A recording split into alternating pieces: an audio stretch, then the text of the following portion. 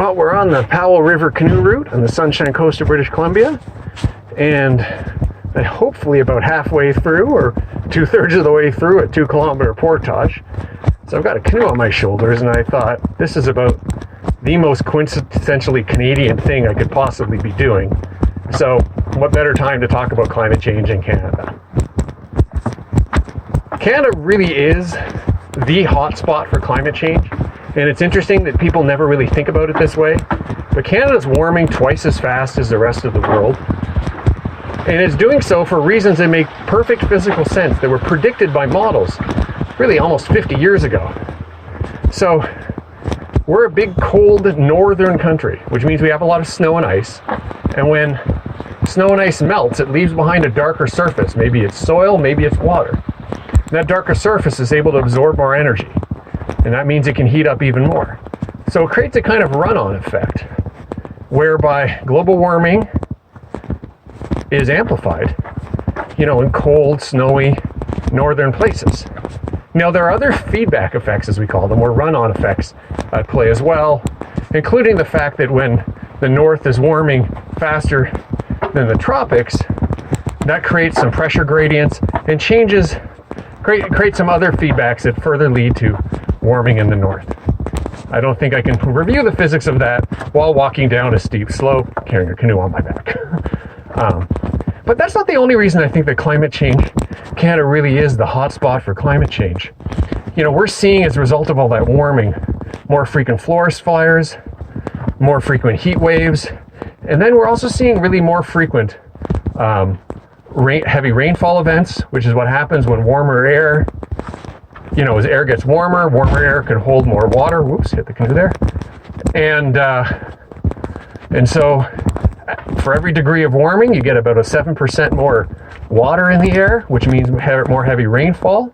And depending on how the land's being treated, that can lead to more extreme floods. We're also seeing sea level rise effects on the East Coast, Nova Scotia, Prince Edward Island, for example, and on the West Coast in British Columbia, and also far in the north in the Arctic. Right.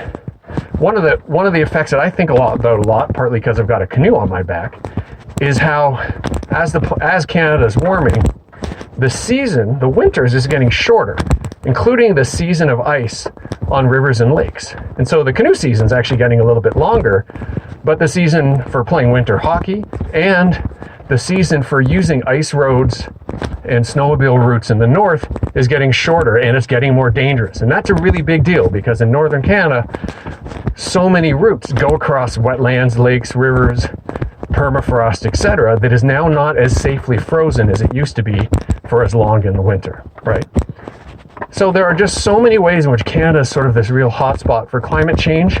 I think we also see it in the decisions people are making, particularly the governments are making. I don't just mean the very obvious climate policies, like the creation of a nationwide carbon tax, or carbon price, I should say, but things like the decisions that are being made about adaptation. Over $100 million was recently provided by federal and, I believe, provincial governments to work on better drainage in the Annapolis Valley of Nova Scotia, because it's valuable farmland. And guess what? Sea level rise is leading to more saltwater inundation. So we've got to treat that land more carefully. And so you see these decisions like that going on around the country, and they might not say climate change on them, but it's about climate change. There's even a small piece of that in the decision we made to come on this particular trip. We wanted to do a canoe route. There's a group of us, they're just a little bit behind me. And one thought was that if we went here on the Sunshine Coast, the odds of having a lot of bad wildfire smoke from fires in the interior of BC would be lower. And that's because we're seeing more frequent wildfires because of climate change in Canada, and that means worse smoke events, bad and worse air for asthmatics like me.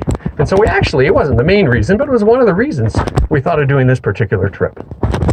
And I see one of these lovely rest places they have along this trail, so I'm going to take a little stop here and sign off. Thank you all for listening and watching.